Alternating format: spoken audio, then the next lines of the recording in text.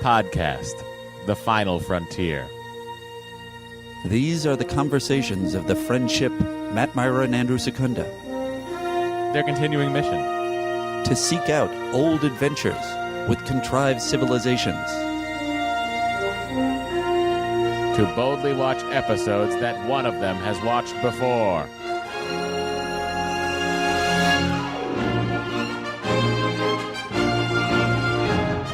Oh, we're recording. Now we're recording.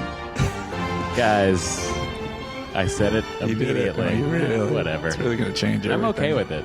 Yeah. You know, I noticed it on the I think you should be when okay I do with with my it. wife. And, I don't think it was... Wait, you'd use it with your wife? no, on the podcast. Oh, on the On podcast. Matt and Dory's Excellent Adventure. It's not a sensible thing to call her, guys. Who keeps leaving the bridge? Like, someone's coming on, someone's coming off. coming The on. turbo lift is not that... I was just wondering what that little ding sound and I is. decided it's the navigation system. And I think that makes sense. It also in the old Trek, I think that they perceived it a little bit more as a submarine situation than a ship situation. Right.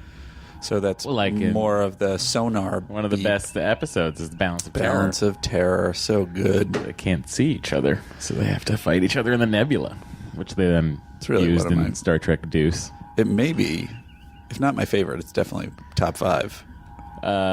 Episode of the original series. Uh-huh. Wow. That's a lot of... you're not... I mean, it's not far off. It's... I just because like you, like your fixation on the minutia of the protocols and the day-to-day operations. For me, it's the military strategy that they employ. Sure. I'm fascinated with it, and the chess game that happens in space. All right, let's move to the 24th century. Okay. Yeah. Feels cleaner. Yeah, feels like it has no texture. Like we're in a hotel lobby in the future. That's what the ship was. It was the hotel of ships. Hi, guys. Welcome to Star Trek The Next Conversation. I'm Matt Mira. And I'm Andrew Secunda. We are here making sure everyone slogs through the first season of Star Trek The Next Generation. with Guys, Andy. don't fall down on the job. I'm going through it. You have to, too. Don't let Andy down. Someone has to go through this with him. And boy, was it an episode this week. Really. I mean, we're both professional writers. We both know the difficulty of a first season. Mm-hmm. And so we shouldn't be that critical. This was a giant steaming turd, this episode. I mean, conceptually, it's an interesting premise. I think that's part of the problem. Yeah. It's just attached to the fact that he's getting younger is attached to this episode, and it has nothing to do with the plot of the episode. Also, I think that we'll get into it. I'll talk about the cold open and everything, but you guys asked for it, and we're delivering ambient noise throughout the episode. Yeah, people really love it. But I think we're going to get off the bridge and go into the quarters, because I find all the beeping to be a little too distracting. See, I feel like there should be activity. Like, I think if we were recording a podcast on the Enterprise, Uh-huh. we wouldn't do it on the bridge. Right. I'd be like, well, there's too much going on here. Right. Plus, Picard doesn't love it when we record podcasts up here.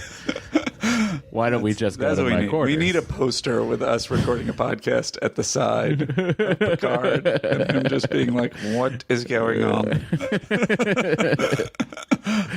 Are they ambassadors? See, I think I'm going to fall asleep with it. Oh, by the way, Yeah. Still doing it? every night That's great, right? I go down for like 10 hours. It's a special thing. And you know what's funny is even when I was flying last week, I put it on. Yeah.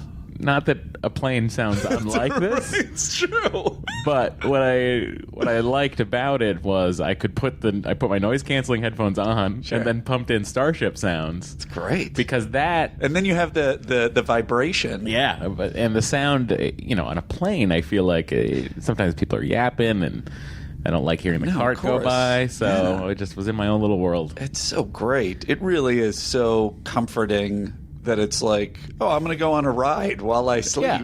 I'm going to pretend. It is great. Can I ask you not to pick it apart? Although we do that with everything what we else. do. So, I think it's issues with your father. That's why? Yeah. Interesting. Because he did it? Is that what you're saying? No, I'm just. You said not to pick it apart, and usually that's the answer to don't pick this apart. But okay. But the is it bullshit? The sound. What do you mean? Well, it's like basically it's sort of duplicating kind of a submarine sound of it kind of going through the water, I think, or at least the engine sound. Is that what this is? Like, what is this sound? What are we hearing? Yes. I think we're hearing matter and antimatter being pumped to the nacelles. Would it make that sound? Yeah. All right. It's humming along. We're hearing inertial dampeners. We're hearing artificial gravity. We're hearing so many systems going. My other question is, it said idling on my and the one that I'm using. I don't know if that's what it says on yours. Does that mean it's still the Enterprise? Idling for an Enterprise situation, I just think subwarp impulse speeds. Subwarp, I got you. I think it sounds different when your thrusters are on. I think it sounds different when you're traveling at warp. Gotcha. I prefer to think of us in motion. That's certainly easier for... You're not, like, orbiting. Right. Plus, I don't think the Enterprise idles too often. Unless it's standing... It really doesn't. Unless it's, like, facing another ship and, then it's a whole thing. Sure. So, Andy. Yes, Matthew. Have we come to a conclusion of when the emails are going? I think that there's been a lot of debate back and forth amongst us on the internet. Yep. The poll came out clearly saying, well, not clearly, but, at least 60% saying keep it at the beginning. Uh-huh. Matt and I both had the impulse of it does seem to slow it down a little bit. I agree. However, the counter thought was... it goes with the previous episode. Goes with the previous episode. You listen to the previous episode, and then if you haven't heard this episode, then you go right in and you can hear a few extra thoughts. So that's reasonable too. So I think what you made the command decision about this week is we put it at the end. Yeah. For this episode, and then we'll do a poll. And then after that, people are going to tell us which they liked better. So we're going to do a poll, I guess, on Monday. And pipe in, you do your ats and commentaries, and let us know how you're feeling. Pipe in and pipe up, guys. We want to hear from you, the fans. On the internet. The 8 or 9 of you that listen to this show. Yeah. Let's hear from all 8 of you. Okay, so that being said, then... You know what we forgot? What did we forget to do? You didn't tell me what day in history it was, so we don't know what... Oh, I haven't started yet. Okay. All right, well, let's start with this. Matt, would you watch this episode? Would you advise them to watch this episode? I think I know the answer to this. If you're numb and you just want to feel again, maybe watch it because you'll just feel anger. It'll be something. It's easier than cutting yourself. Sure. So that's my answer. Right. If you're even keeled, I would say don't bother. Don't bother. Yeah. This is one to put. It's one to be ejected out of an airlock into the nether regions of space. Yeah. So the episode is too short a season, ironically, because I thought it was too long an episode. Sure. It aired February 8th, 1988. Stardate 41309.5. Andy, what was going on? All right, what's the date again? February the 8th, 1988. 8th, 1988. Bless me. Gesundheit. Thank you.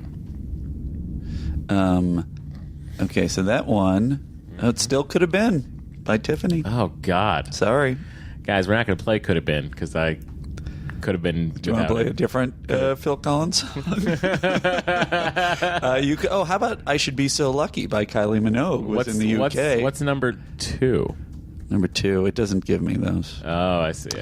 By the way, someone had was very nice enough to send in a bunch of other news stories. If you want to send that that's cool. to me, or you want to point me toward a website that I can pull it up pretty fast every week. Because, guys, we both got other stuff. Well, we're doing a lot of stuff here. Well, I mean, Some have more things than others. Look, you've chosen to do 9 podcasts. It's not on me. So, what are you going to play? Kylie Minogue, I Should Be So Lucky. Let's hear what the UK was doing. I remember enjoying this one. I don't know how loud. You know what? It's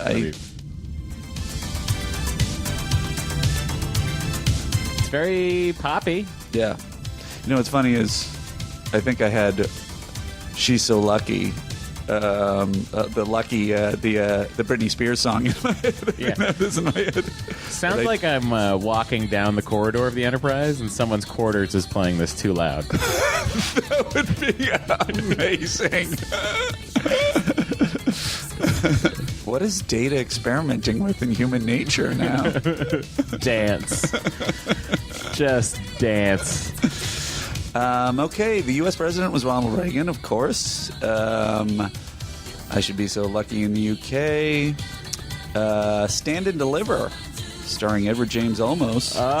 Battlestar Zone. Battlestar Zone was the number one. And The Bonfire of the Vanities by Tom Wolfe, still one of the best-selling books. That has to hang in for a long time. I do remember the song, and I enjoyed it. Kylie Minogue was cute as a button. Is cute as a button, Still I'm is. sure. It's probably younger than me.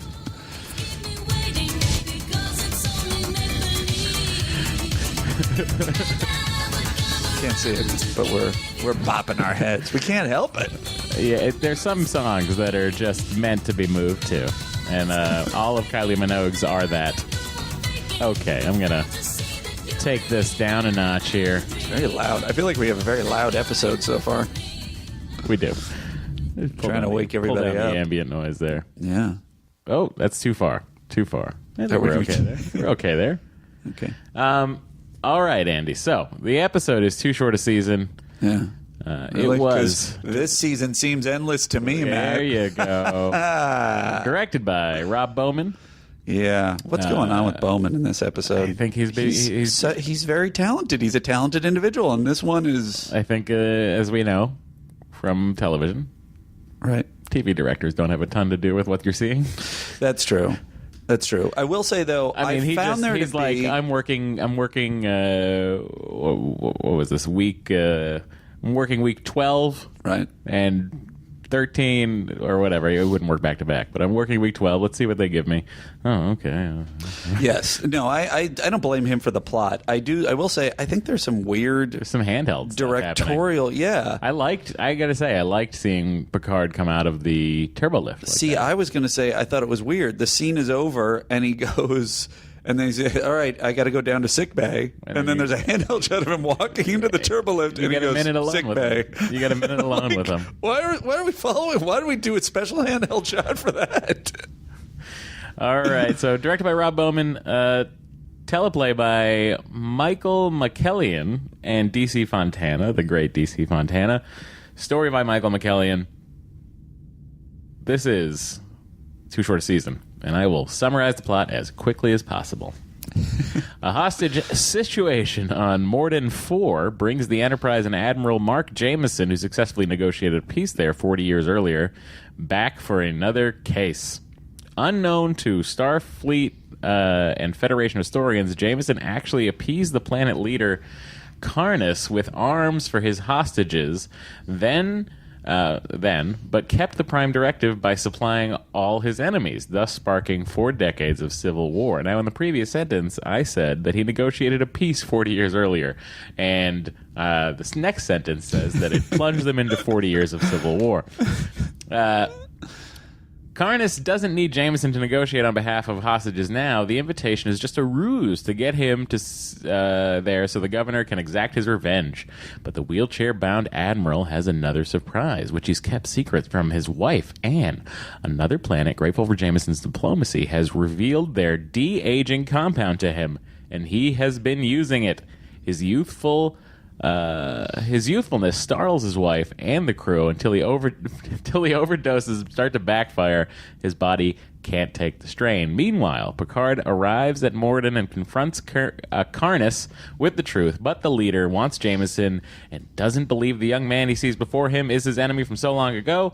Only Jameson's display of their blood-cut scar convinces and amazes Karnas. But by now, even vengeance is futile. The governor allows Jameson to die as his wife watches, and the admiral is buried on Morden 4 at her request. Yeah. Oh, by the way, even goodness, even to get to that point, they said no, he'll be buried on this planet. Why? What you want the guy who started 40 years of civil war buried on your planet? It's crazy. This is where he was happiest, where he was starting 40 years of bloody civil war. It's one of many things in this episode that are nonsensical. So let's. Go ahead. I'm sorry. I was going to say let's kick it off with Captain Picard's Captain's Log. Alrighty.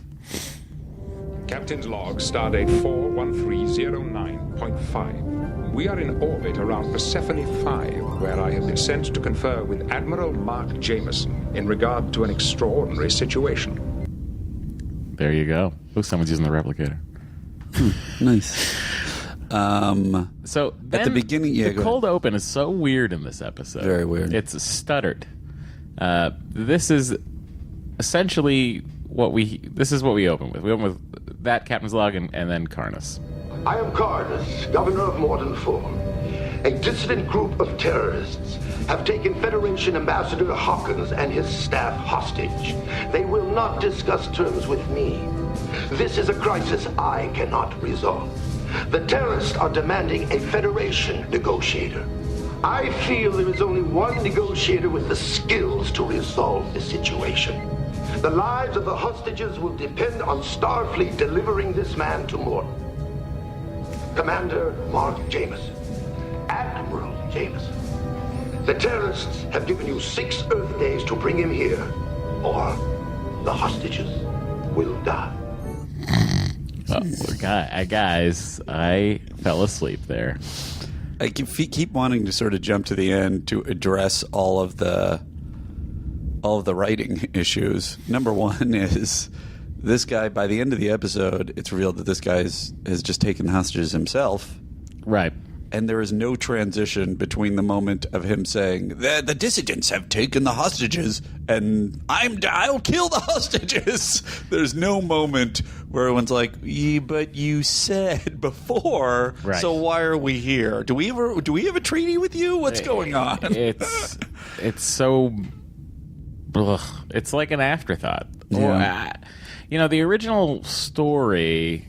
I can read a little bit about that if you care to hear that information. Sure, I'd be curious. Michael McKellian's original story used the reverse aging device to deal with the issue of male menopause. Uh-huh.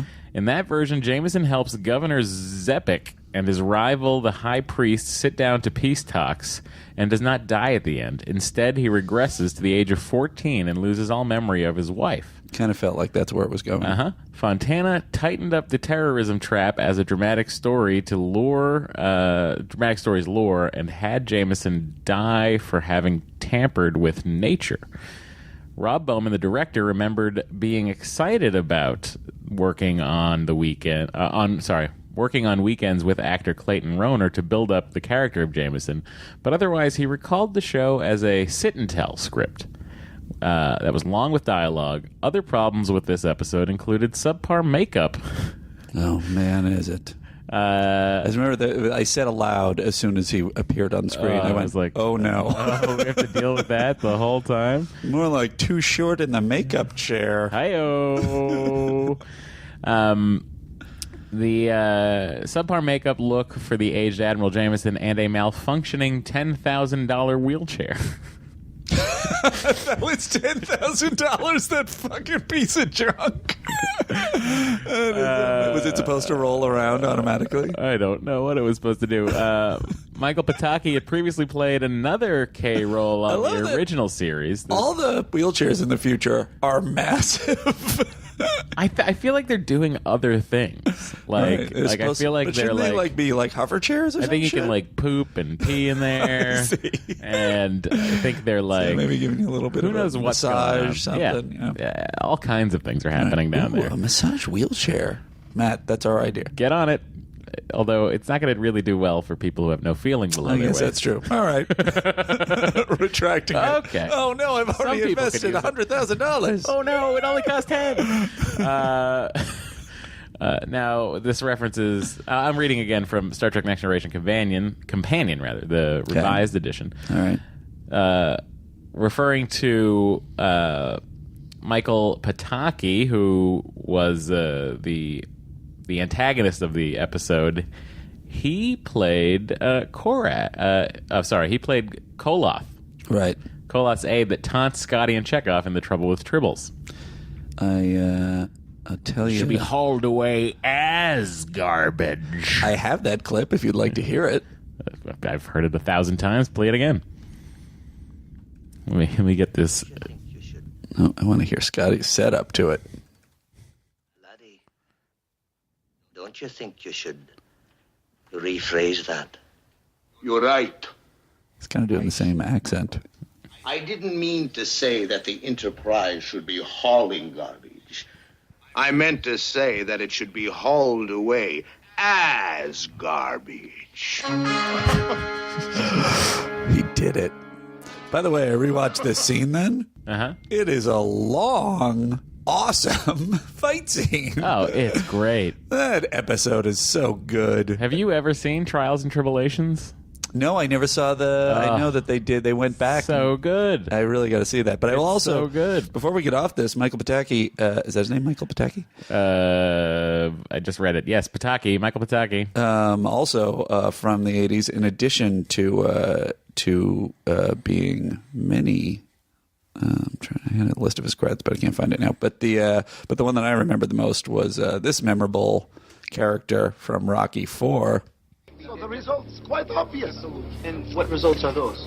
Whatever he hits, he destroys. I was like, as soon as I saw him, I was like, oh, I know this guy from somewhere. And that was where I knew him from. Other trivia from Star Trek: The Next Generation Companion book. Whew. Mouthful. The show marks the first appearance of a Starfleet admiral in TNG and of his duty uniform, which would eventually be redesigned thrice more.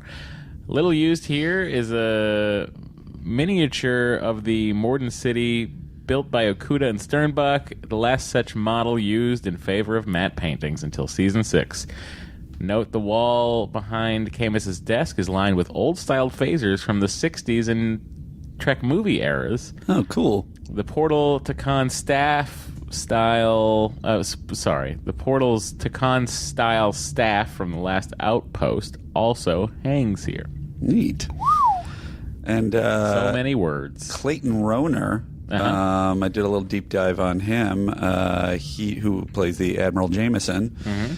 And I gotta say, okay, fine. You know, it's not on him that the makeup looks like somebody just threw paper mache at his face 10 seconds before he went on. Oatmeal, fair enough. Yeah, more oatmeal. And that, by the way, when you're making this kind of intense, makeup effect for television, you don't have all the time in the makeup chair or in preparation as you do in movies. So I don't really, it's just sort of like they should have seen the test of this and gone, okay, we got to figure out something else. So that's A. But I don't put that on the makeup gentleman, whoever that was.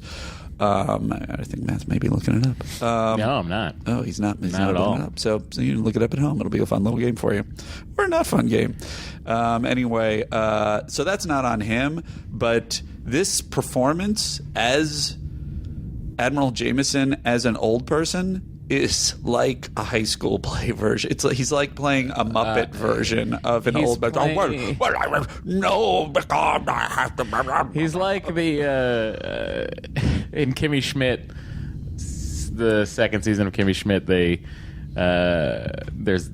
have this guy's Titus's boyfriend's grandmother is a puppet. Just an elderly puppet. It's amazing. So they just had like that's what he's doing. That is exactly what he's doing. It's terrible. Awful. However, he does. I would say as soon. The other thing is, once he can use his real voice, 3 acts into the fucking show? Yeah. Well, actually, He's okay when he does it then. But just on the deep dive on Clayton Rohner, I hope I'm pronouncing your name correctly as I'm critiquing your performance, but mostly I remember him. He's not listening. No, he's not. As the handsome guy from Just One of the Guys. Oh, right. He was also an Angel, X-Files, LA Law, TJ Hooker, Hill Street Blues, Miami Vice, Beverly Hills 90210, and... Matt, you will be interested to know the Human Centipede 3. Oh. So the guy's still working. Let's hear a little bit of that voice. Okay. Oh, sorry, everybody. Available. Still alive, you mean? So far as he knew, sir, you could have been dead. Quite right, Commander. But I am not. And I imagine Ambassador Hawkins has told him that. I briefed the ambassador about Mordan before he left to take up residence. All right, Karnas has a problem he thinks you can resolve. What do the terrorists need that Karnas can't or won't give them? Morton has had peace for 5 years. They have finally come to a state of productivity which satisfies their planetary needs, but no more than that. Perhaps the dissidents feel the Federation could provide them with more. I have negotiated many treaties on many planets, Picard. I have found that peace, or the appearance of it, is often a prelude to war. Admiral. All this stuff is so pointless. It really does make me wonder what let's bring it down to there. Yeah, that's it. That's the level I want. Oh, by the way, I think you also enjoy the diplomacy side of it. This would have been an amazing episode. I don't. Not in this episode. I'm just saying in general. Or do you not enjoy it That's in not general? my favorite not thing your about thing. Star Trek, Okay, no. fair enough. Then I just made that up. But whatever the case, this would have been a perfect episode. I mean, we're practically dealing with a similar situation in Syria at the moment in terms of obviously. I'd rather have Admiral Jameson running the country. Seems to have more of his wits about him. But anyway, my point is, it could have been an interesting diplomatic episode, and they just sort of that's just a vehicle to get to this aging thing, and neither adds to either. They throw out the diplomacy thing at the end because the guy is faking the whole hostage situation. Right. Yeah, so you don't even get to see any of that. Yeah. But my problem with people acting old, your voice doesn't do that. Yeah. When you get old, it gets maybe a hair deeper, maybe a little gravelier, but that's about it. You look at James Earl Jones, for instance, right? Morgan Freeman. Well, you know what? Even more to the point, he's playing against an actress supposedly around his own age, Marcia Hunt, who is doing none of the things he is doing. So you could have she must have been on a set and been like, what is this guy doing? It could have been like, this is offensive. Yeah, this is horrible. I don't even know how to play against this person. By the way, Marcia Hunt's still alive. I think 99. Marcia. Let's take a look at this, everyone. $10,000 wheelchair. There's a lot going on, Andy. It's got many lights. Crazy thing. I do like the aesthetic of it. It seems like it's very Starfleet issue wheelchair situation. It's got the same brown leather as the Enterprise chairs, the same wood accent as the tactical station, and it's got upwards of 6 running lights. It's insanity. It's really spectacular, and I cannot believe it cost $10,000. And also the door in the middle, which I love. They spent $10,000 on this, right? The door opens up in the middle. Yeah. Kids, you can go to memoryalpha.wikia.com and take a look at this particular picture I'm looking at, or just grab a still frame of it. The door doesn't even close straight. Oh my gosh, you're right. Wow. I wonder if the props guys took a beating on this. I honestly think it's a great looking I bet Star you that Trek was one of the wheelchair. things that they farmed out. Sometimes something will be too complicated and they'll go, all right, just have this other company do it. And then it comes back and it's just like, what the hell is this? It looks, it's akin to the Pike chair. That was what I was thinking. You know? Yes, absolutely. It's like a half pike. Yeah, it's a half pike. Okay, so what else is there to say about this episode? Well, honestly, I think that's it. Thanks for coming by this week, everybody. I would be fine. Honestly, it's such a... There's this. I think you might be past this, but I thought this was a funny moment. So, Jameson, I see time has not been kind. I just thought it was funny that that's this opening thing. He's asking for this guy's help. Time got you. You do not look good. It's like kind of a dick move. What about when he gets all hot and heavy with his lady? Oh, yeah, sure. I'm sure. Oh, wait, that's not it. I meant to play this scene. It's working, Annie. Oh, darling! I wish she had kissed that oatmeal. I thought she was acting like... Needed to get back in space again. You know, that's the only time I can get erect. Are looking much better. It's the new treatment. No. Eva, come here. I hope you're heading for the bedroom. You stop it. Darling. Oh. You look like you looked 20 years ago. You flatter me. Now you tell me what the hell is going on. I don't know. You flatter me.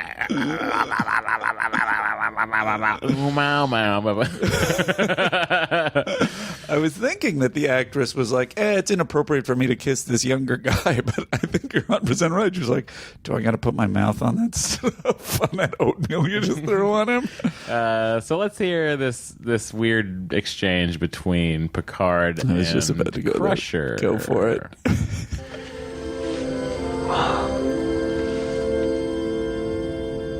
All the medical information the Admiral provided is satisfactory, sir. Excellent, Doctor. Except for one thing.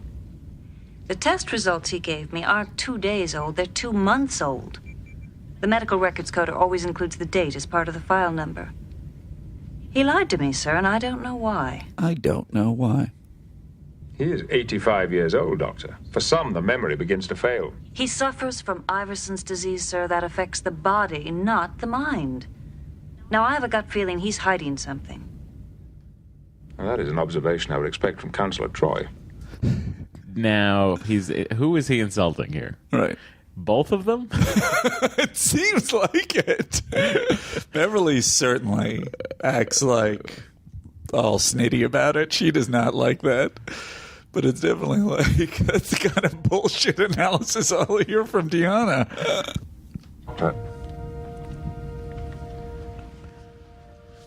Doctor, I do respect your opinion. And it's just that you're a woman. I want you on the bridge for the next day or so. The Admiral must remain in the best of health for these negotiations. Listen to that music. And he might require your Weird, service. right? Synth. It's very apparent in this episode. Oh, this is a scene we're going to get a much better look at the wheelchair. Would you like to take the corner? By the way, in that last scene, though, it really feels like he insults her, and then he's like, you know what? Come on, don't be like that, baby. Come on to the bridge. You be on the bridge. It's like, would you like to go on the bridge? I'm sorry. I bought you this handbag. What number are you up to there? What number? What time code? 12 or so. Very good. What about you? I could be at. This is another scene. I'm thrilled to move forward. All right, very good. I could be at another scene. See, I don't. This is my. I don't know. I have a theory that is. Oh. That is really. Well, you tell me what time around your theory is, and you can get your music ready, and I'll jump over there. I have everything. We'll split. I have everything already ready. Ladies and gentlemen. Yeah. You've heard. Andy has everything ready. It's going to be a flawless production. Where are all the bathrooms at? Thought I was going to blow it, didn't you? Still time. There sure is. Just pretending to be so dim. No one knows the answers, least of all him. It's Andy's theory. We We already heard a little bit of a snippet in that last scene about where Beverly is just like, I just can't figure it out. Yeah. And so here's some more. Oh, but he even looks younger. And Captain, there are absolutely no traces of Iverson's disease. Who said there was no cure for Iverson's? None that we know of. Well, whatever these substances are doing to his body, at least they've done that for him. But how or why? It's too early to say. Get me some answers, Doctor. As soon as possible. Yes, sir. She never knows what's going on. She Well, has a learning disability. And I know it's a continuation of my theory, but it's hard to think about anything else when every episode it's just an affirmation of everything I've thought before. And I can. Do you think that maybe she can't think straight because her son's a psychopath? Well, that's you're going the other way. Of course, obviously, I've thought that Wesley is manipulating the fact that she has a learning disability, but maybe you're right. Maybe she's upset that she knows the truth about Wesley, and she can't think about anything else because she never knows at what moment Wesley will try and destroy the whole ship. And at the very end, you have this scene. Mm-hmm.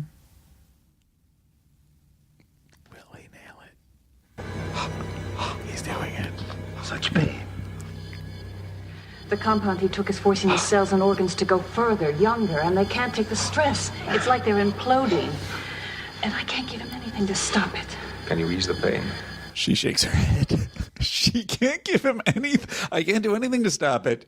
Can you ease the pain? Can you give him any of our 24th century things to stop him from feeling this? No.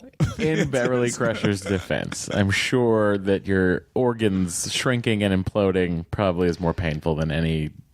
I don't dispute that, but there's got to be something where you can shut off the you could probably the neural sever response his spinal cord. I think it's got to be. So whatever the case, if it wasn't part of a pattern, I would say, oh, this is an episode where she couldn't figure it out. Yeah. Or where she took too long to figure it out.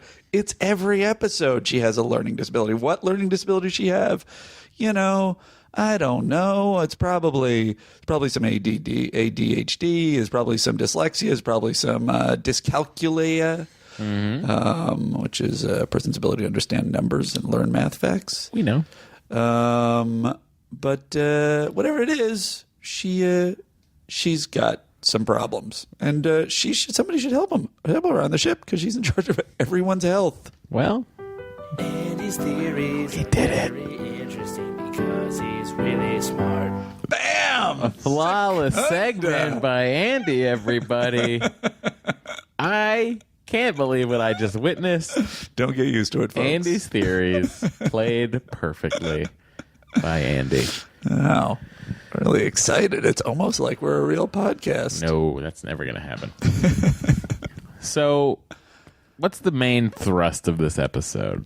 That's part of the problem. I can go to a clip for that, too. Please. Well, it's at the very end. It's their summation of what the whole thing is about. 43, sorry. This is the after everything has been resolved, the interaction between Picard and Riker, really summing up the theme in a very old school Trek way. And by the permission of Karnas. The quest for youth, number one. So futile. Age and wisdom have their graces, too. I wonder if one doesn't have to have age and wisdom to appreciate that, sir. I hope not, number one. Mr. LaForge, prepare to take us out of orbit. Set course for ISIS 3. ISIS? Oh, no. Leaving orbit. And by the way, at that last shot, another weird, pan, kind of a tracking shot across Geordi to see Data, who's kind of looking at Geordi like, yep, we really are going to warp. And it's like, what is that shot for? It's a lot of weird, extraneous shots. But my point about the theme is, what does that have to do with anything that happened. The guy chose to overdose on some youth drug while he was going to this planet for no apparent reason. He could have negotiated this treat. And by the way, it's called out like twice by Picard. Yeah. It's a mess. We got a fun message from John Cooley while we're recording. Ooh, exciting. Anovos' own. He says, too short a season in which an aging and vain admiral dons a powerful, terrible weapon, his own uniform. Beautifully done. That is beautifully done. Thank you, John. Okay, so more on the point. So there's two sort of thrusts here. You have this admiral trying to make himself younger. Is it like a moral? Is it a morality tale? I mean, it's clearly. But what is the morality? Right. It's clearly the vehicle actually is a perfect Star Trek episode vehicle of a guy who used to be powerful and is still an admiral and still has all this weight in Starfleet, but is decrepit and dying, and he makes himself young again. The problem is his motivation for making himself young again is always a little unclear, other than a general. That's Matt. That's actually John. Oh, there you go. Did he write again? He said, I'm normally a huge fan of William Ware Thies, who designed the original the uniforms for both the original series and the first season of TNG, but I've always wondered if he had a stroke while designing Admiral Jameson's uniform. Is it just because it looks kind of crappy? It's a weird uniform, and there are so many versions of the Starfleet Admiral uniform. Yeah. But, I was just thinking in my head about how this guy acts as an old person. Yeah. And I was thinking to myself, well, are there any examples in Star Trek that I could pull that deal with this particular instance of acting? Mm-hmm. And there certainly are. So in the original series, Kirk gets super old. Yeah. But in this very series, Star Trek The Next Generation, we have the scene with Dr. McCoy. Right. Who is now Admiral McCoy at 120 some odd years old. Right. I'm going to try to find the scene so we can hear how... By the way, another weird side note, Karnas refers to the Admiral as like, well, he was older. He was at least 80 years old. Right. And it's like, but McCoy's 120. He's still fucking walking around and everything's fine. Yeah. So what are we talking about? There's no, I think they should have honestly, just as a fact of the script and how Star Trek 24th Century Medicine is, they should have allowed or should have written him as being 110 or something like that. Or minimally. Yeah. I would say maybe older. Although we don't know what Iverson's disease does to That's an true. 80-some-odd-year-old That's person. fair enough, but then Karnas still wouldn't be referring to he's, in his 80s as though it's this astonishing thing. Yeah. I just wanted to find this Dr. McCoy scene, and I think it might be the very last scene. Is it? No, it's not the last scene. I think it's in the midpoint of the show. Oh, so it's like, I'm going to find it. Found it. All right. Andy's right, guys. It's at the midpoint of the show. It's at the end of the first hour. Uh-huh. So, he's right. I feel like because it's a two-parter. I wonder if there was a programming reason for that. You open up with McCoy, or you close with McCoy. I think it's probably because it was written as 2 half hours. They were like, let's just end the first half hour with this sweet cameo. Right. You got some reason you want my atoms scattered all over space, boy? No, sir.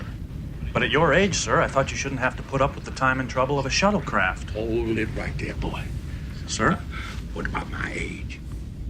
Sorry, sir. If that subject troubles you. Troubles me? What's so damn troublesome about not having died? This is great. What do you think I am anyway? 137 years, Admiral, according to Starfleet records. Explain how you remember that so exactly. I remember every fact I'm exposed to, sir. I wish I had that. I don't see no points on your ears, boy. But you sound like a Vulcan. No, sir. I'm an android. almost as bad. So it gets a little silly. I did want to hear him say the last line because it's so great. Advanced and most honorable race. They are. Damn annoying at times. Yes, sir. Well, it's a new ship, but she's got the right name. Now, you remember that, you hear? I will, sir. You treat her like a lady, and she'll always bring you home. Until you blow her up. Just thinking. A delightful scene. A lot of silliness with him not knowing what an android is, but No, he didn't know that Data was an android. It's not that he knew didn't know what an android was. He just didn't. All right, I'd accept that. Oh, you'll accept that? I'll accept it. Let's hear some more old talking. This is now just to juxtapose it. Failure of his own efforts to negotiate.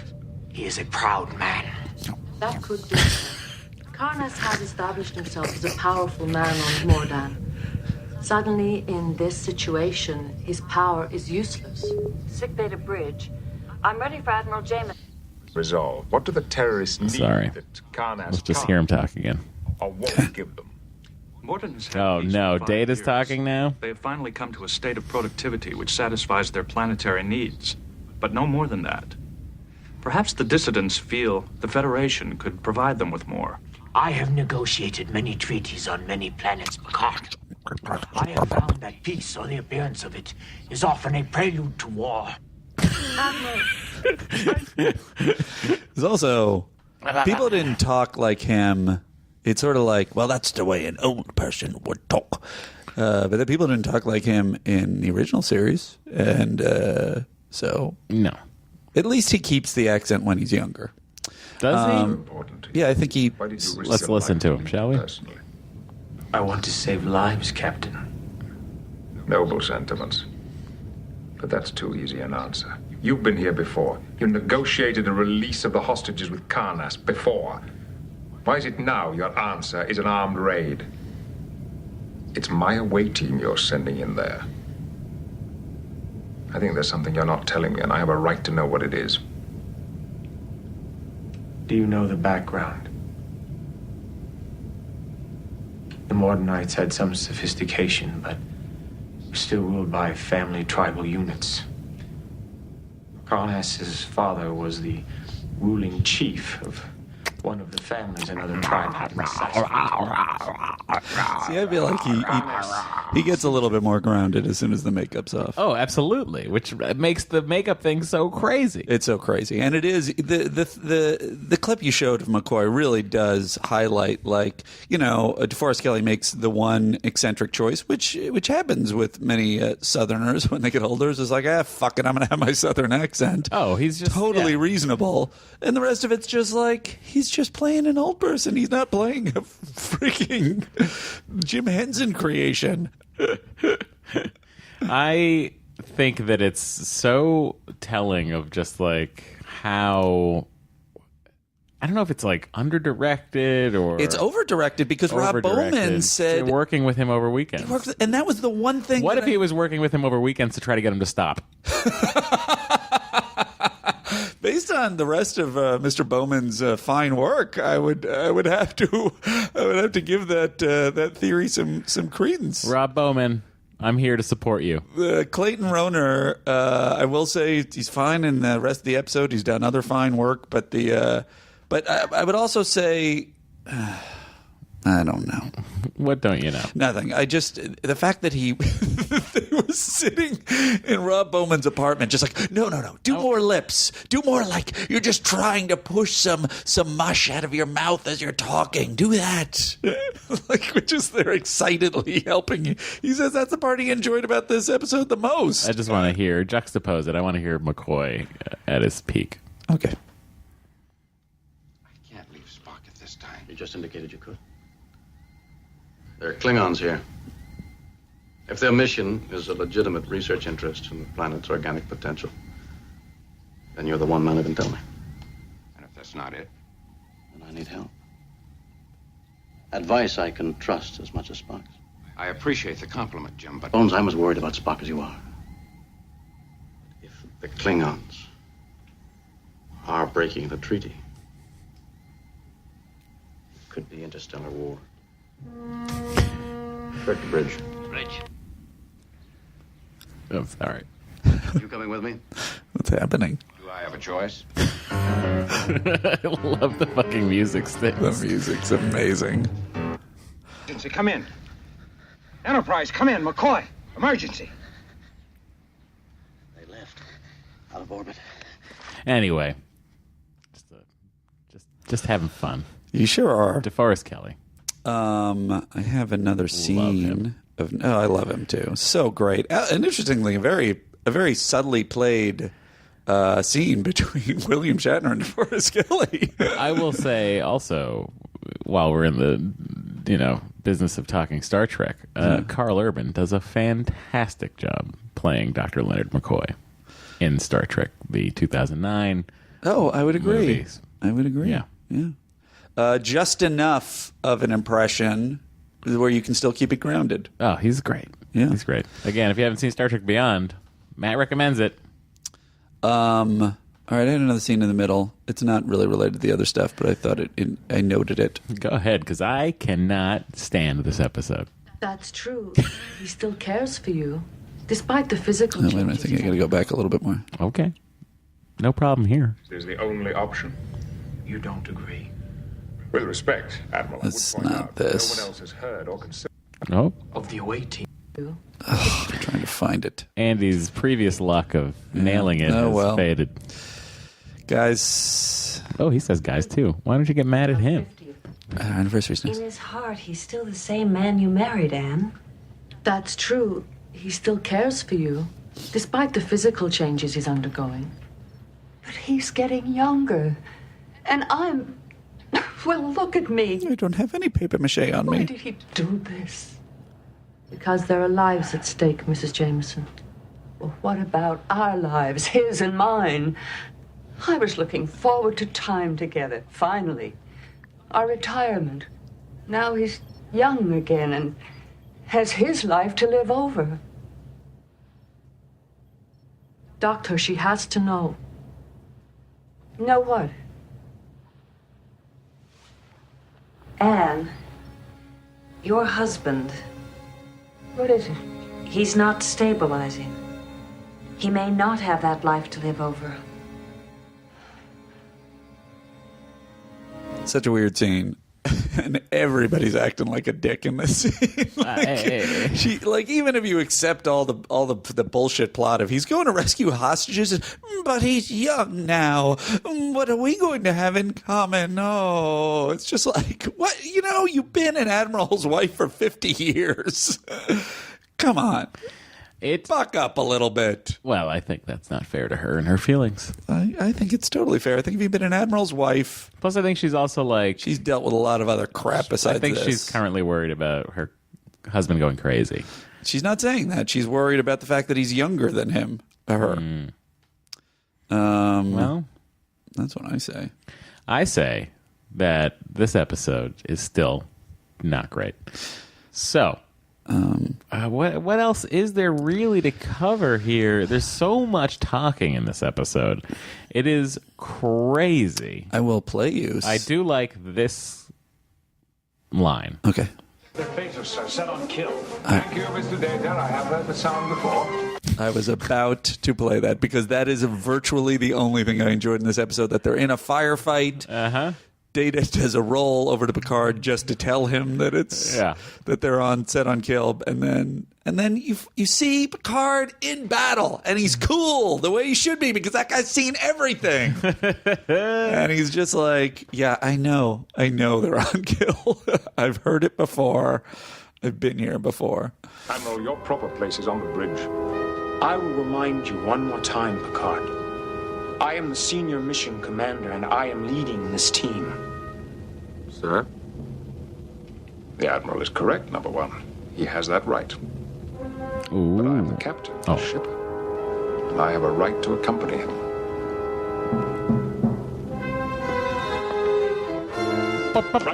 Command of the Enterprise. Energize. I know that's how it works, sir. Have a good time. And on your note of pointless, like everything taking so long. They go down. The guy's seen Jameson, and then he gets sick, and there's this long thing. Have Mrs. Jameson prepare to beam down. Karnas, I asked Dr. Crusher to bring with her the visual records we made of the Admiral's deterioration. Will you look at them? You're wasting my time, Picard. And the audiences. You saw the Admiral on the Enterprise when he was en route for Mordan? Yes. And you recognized him? Yes. Is this the man you saw? It's a picture of a person. This is the man I want. Here, Karnas. Look.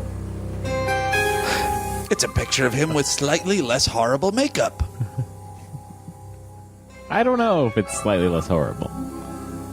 And now it's a picture of him with no makeup. That proves it. Once he took less and less horrible makeup. Stop it.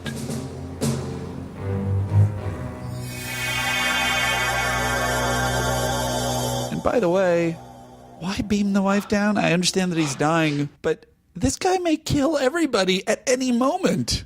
Well, that's probably her wish. And I could play another clip where it's the other guy from Rocky IV saying, Pataki saying, it is you. Somehow it is you. And there's a long thing where he shows him the scar, and it's just endless. Why? It's just why would he believe that he was younger? Yeah. What does it have to do with the theme of him getting younger? I don't know. What does it have to do with the plot of the hostages? Again, nothing. The whole thing drives me crazy. It drives us all crazy, Andy. Is there anything else you want to say about this episode? The only other thing I'll say about it is that last interaction between Riker and Picard. Yeah. He says, I wonder if one doesn't have to have age and wisdom to appreciate that to Picard. Mm-hmm. And he's basically telling him, I appreciate your grace, Captain.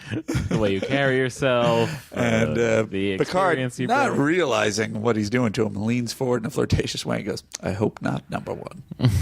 Ooh. That's all I got. All right. Well, Andy, it's time for what I guess we still have to say that there was a most valuable crew member here. Don't we rank it first? I don't know the order in which we do our own show. I think we rank it first. Very well, then. I would be happy to rank it. The Andes. Or some other method of ranking. We're working on it. The Andes. What do you say? Oh, Andy, I give this a total of 1 out of 10 Andes.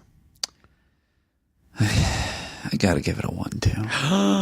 The only thing is, let me just muse on this for a second, please. I wish I could remember what I gave Code of Honor. You could probably pull up that thing. I could. I'm sure we gave it 2.5 around there. I guess, but Code of Honor, for all its racism, at least there was some interesting stuff happening. Like I have nothing in this episode where I'm like, this was really fun part. Right. Nothing. Yeah, like the one Picard moment, but that's like not enough to give you a half. That's a line. That's a line, yeah. And the rest of it doesn't make sense, and the makeup's terrible, and it's just it doesn't hold together, and it's boring.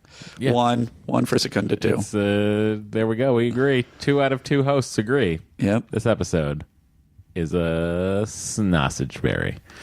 Okay, so now it's time for.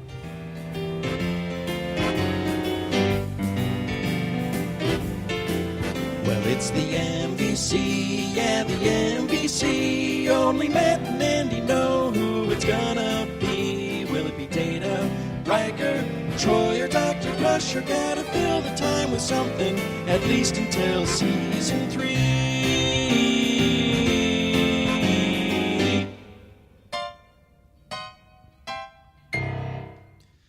It seems pretty clear. It's Captain Picard. He's the only person that does anything in this episode. Agreed. Certainly not Beverly. Interesting, Wesley isn't in this. He is not in the episode. I wonder what happens, what their contracts were like. If they just were like, nah, well, we don't have anything for him to do, so we're not going to put him in the episode. Because usually, if you're going to pay someone, you will find something for them to do. He was supposed to be in the episode, giving a tour to 14-year-old Admiral at the end of the episode. To the Because he didn't- 14-year-old admiral who didn't know how to be in Starfleet. Because he didn't remember. Yeah. So it's narrowly avoided being in the episode. That is absurd. I can't stress. We're in for a rough patch. This is a rough stretch of the season. Right. Oh, we're in for worse? I thought we had righted the ship. This is a rough stretch of the season. I thought it was going to get better from here. No, there's some duds. Oh, my God. There's some duds. Oh, my God, Matt. What have you gotten me into? Jesus. I was finally, when we hit data lore and one... Yeah. 100, whatever. Yep. I was like, oh, okay, here we are, okay. It's getting a rough patch. Oh, Jesus. Yep. So that is too short a season, everybody. Too short a season. Not good. Captain, we are being hailed.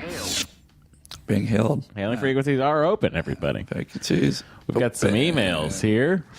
Okay, so these are about 1100101. A great episode that Andy and I both rated very highly. We did. This is from Aftergar. I'm sorry. Aftergar. Yeah, I don't know if he wanted his name said, but whatever. Fun fact: he has a series of little points. I've kind of weeded through them. The actor who played, I love this. The actor who played Argyle started a letter writing campaign to be made a permanent cast member, which pissed off the producers. Hence, no more Argyle. Oh, I love that behind the scenes. Well, I'm not being used enough. Oh, I mean, what about Mike? What about Argyle? Argyle's got an interesting character. That makes me sad. That makes me really sad for Argyle. Tread carefully with your showrunners, my friend. Wise words to live by, everybody. That is makes me laugh so much. Okay, here are some other little tidbits that he writes us. Same starbase as Star Trek 3, but the D fills the same space as the OGE. We already commented on that. We did, yeah. Coming through the door. I think you might have written this before the episode. I think the Binars look similar to the, I'm not sure if I'm pronouncing this correctly, Telosians, but they were from the Cage in the pilot for the original series. The big-headed creatures that create illusions in your brain. So look it up. They do look the same, although they're smaller and more feminine because they were all played by women, and they have weird ways of talking to each other in digitized voices. Yeah. He asked, wouldn't Picard know who oversaw the ship's construction? He didn't. Picard did seem surprised by... Good point.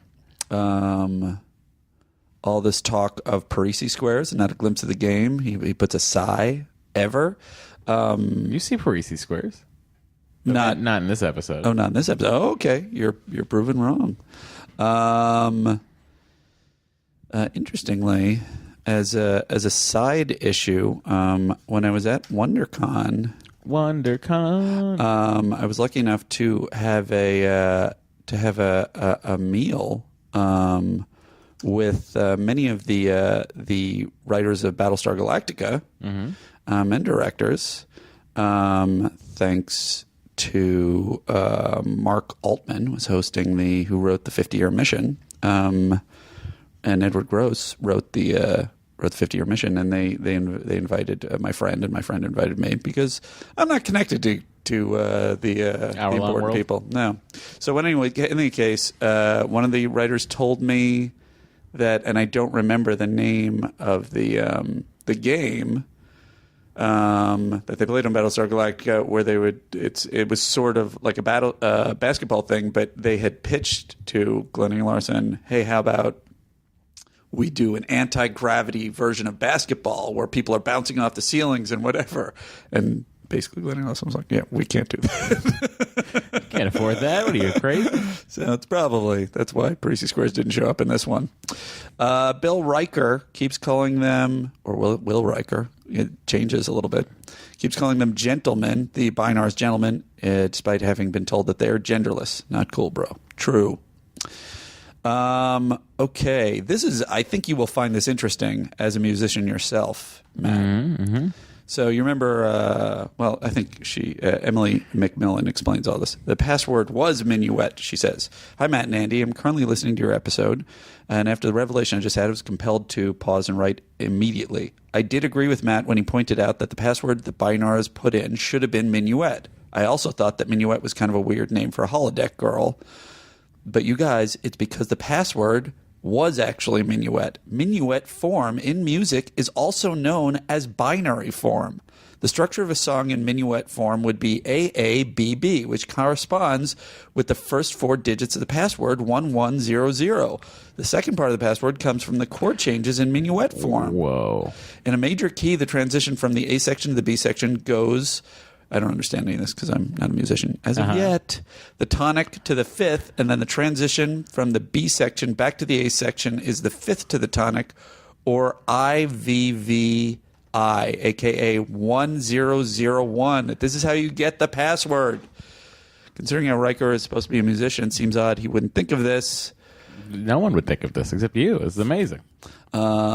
This might have also been informed what the Bynars as to what to call minuet and what the password should be. At the very least, Picard should have figured it out because he's supposed to be really into classical music.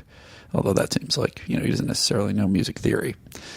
And then she says, then again, trying to explain all that musical theory to a large audience might have seemed too taxing for the writers. Mm-hmm. But I don't that's genius. If that is the truth, that is genius, and it should have been called out in a line of dialogue at least. But, I mean, I've looked that up, and I've not seen that anywhere. I think that's her theory, which fits perfectly. I don't think the writers intended that. No. They called her minuet, and that's really the math of a minuet? Well, anyway. I don't think they were thinking that well. I mean, it's a great episode. If they were, fucking kudos. They must have been, right? Anyway, I don't know. We should make a list of things we want to ask writers when we meet them. Because although probably if you say, "Hey, did you come up with this genius thing?" they'll go, "Yes." Anyway, brilliant theory, Emily. I hope that's accurate. If anybody feels like it's not accurate, please let us know. Paul Cole says, "Hey, Matt and Andy, just listened to the Bynar episode, a favorite of mine, and I too wonder how they came up with the name of Bynus and a lot of the names in the other Star Trek shows. It seems unlikely because I was asking, is that the universal translator? Mm-hmm. It seems really unlikely that an alien race would name their planet after something else. Or does the universal translator map the real names to the Federation name? Seems odd." And then he had a couple of examples. Althos 4, homeworld of the Bzit cat species. Mm-hmm. New Halana, homeworld of the Halanan species. And Tagus 3, homeworld of the secretive Tiguan species. I'm sorry if I'm ruining all this. You know what's funny is I just got this text from Joe. I thought the password would be minuet as well. Huh. Interesting. He's listening to it now. What? Or no. Like last week's podcast. Oh, he happens to be listening as we just talked about it. That's perfect. It's almost like a call-in. It's amazing. Thanks for calling in, Joe. This is the last thought that has occurred to me before. Oh, and Earth being sector 0.0.1 seems really arrogant. Which I agree. Well, it's the center of the Federation, so 001. Yeah. Adam Simon. Hi, Matt. Hi, Andy. Matt, do you describe to the often mentioned fan theory that the Bynars messing with the Enterprise computer is what led to so many holodeck and computer issues later in the series, e.g. Moriarty, the unsolvable mystery for Sherlock Data? It certainly makes sense, but it does not explain away all the holodeck problems that happen on the Intrepid-class vessel Voyager. Maybe the Bynars paid a visit to them, too. Interesting. Dear Matt, this is from Zachary Haythorne. Thanks to the podcast. After seeing Riker play a little bone in last week's episode, I thought you might bone for me to hear a little more. Here is a song off of Fish's 1994 album, Hoist. The track is called Riker's Mailbox. Oh, my God. And features Jonathan Frakes on bone. And here it is, folks.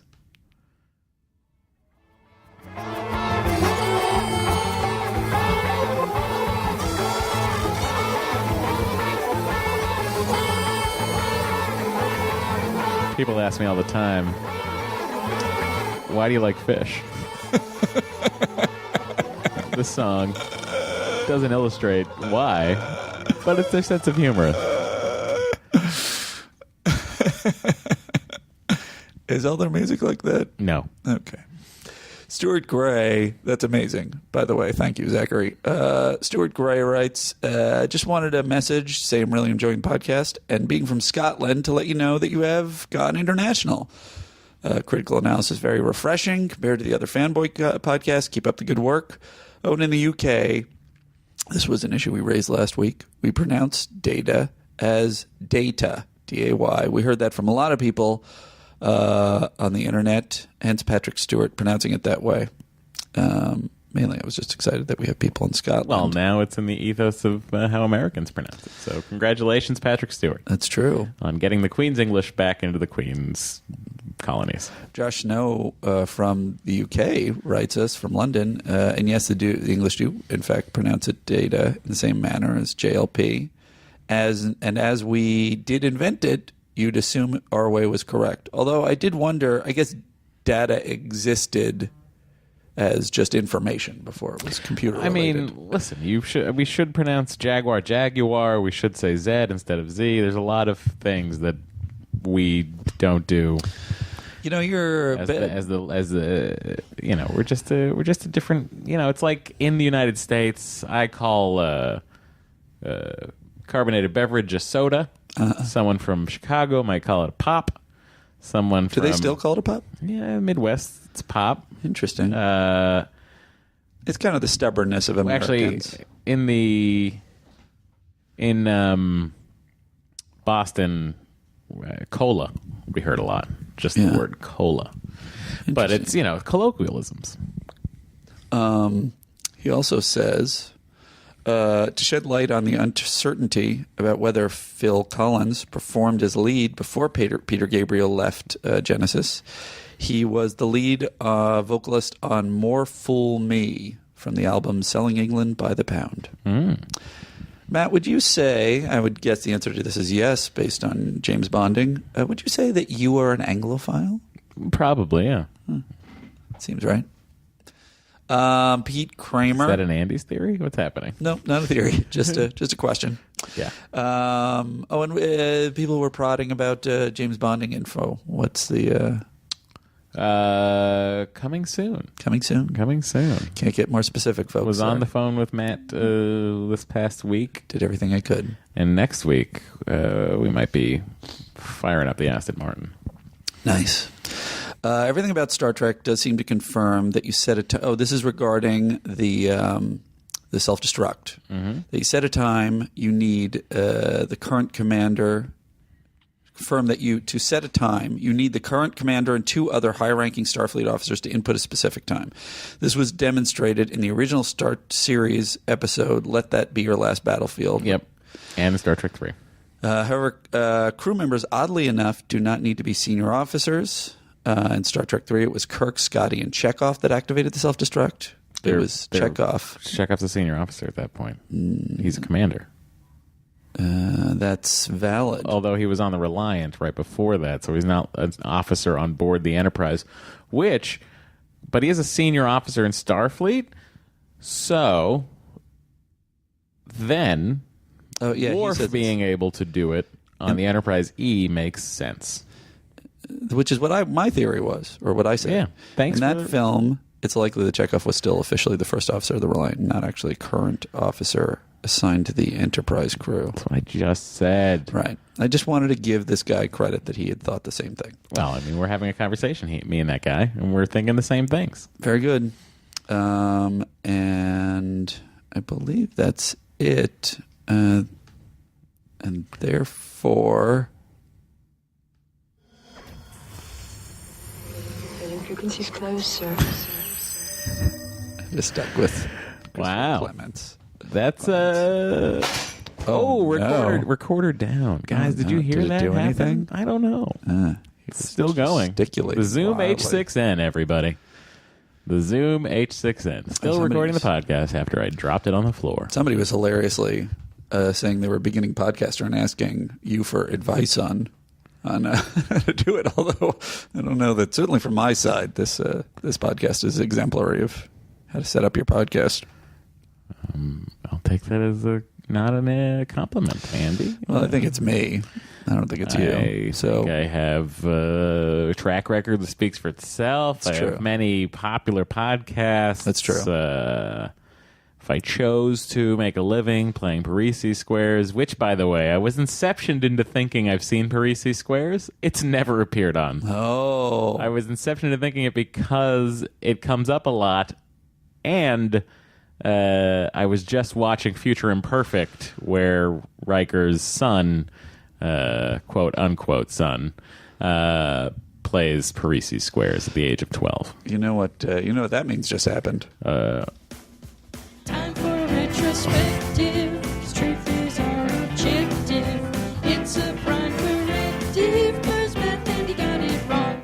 There you go. There you go. I imagined it. I honestly was inceptioned into thinking I've seen Parisi Squares. What are you going to do? I'm going to say goodbye to all of our friends and family who are listening to the show. I'm going to say, if you'd like to email us, you can do that. The email, of course, Andy knows. sttnc@gmail.com. And we'll also say we now have, as per Matt's request, a Google voicemail up and running. Oh, my God. We should have. We buried the fucking lead. I'm sorry. Did we have a voicemail? We have a voicemail. You fucking moron. I'm sorry. I closed hailing frequencies. Here, we can do... They don't need to be reopened. No, we don't have to reopen them, but we can do this. Captain, incoming message. Don't have often have a reason to do that. Here we go. Yo, hey, hello. What's going on? Andy, you're doing a great job. Keep up the good work. Myra, you should be able to say guys whenever you want to say it. That's it. Thanks very much, guys. That's a great voicemail. That's a great first voicemail. If you want to be like him and leave a voicemail, you can call us at a number that Andy knows. Ladies and gentlemen, that number is 323-834-8754 or 3-AFT-FIT-SKI. 3-AFT-FIT-SKI. Okay. I just picked that one because it had aft in it. Everything else didn't fit anything that we could use. So call us 24 hours a day, 365 days a year. Just go straight to voicemail. You're not going to be bothering anybody. We'll hear them when we're awake. So please call. Let's say it's 3 o'clock in the morning and you're watching Star Trek 4 and you're like, you know what I just noticed about Star Trek 4? You can just call up our number and tell us what you noticed. That's right. And it works internationally, as I understand it. Thanks, Google Voice. At Twitter, we're at Star Trek TNC. Same thing in Instagram, at Star Trek TNC. We're now up and running. And I'm at Secunda on Twitter and at Andrew Secunda on Instagram. Soon to be at Secunda, I think. Yeah, you keep holding out hope. I am at Matt Mira everywhere, MATTMIRA. Thank you all for coming on a journey with us. He's looking for the...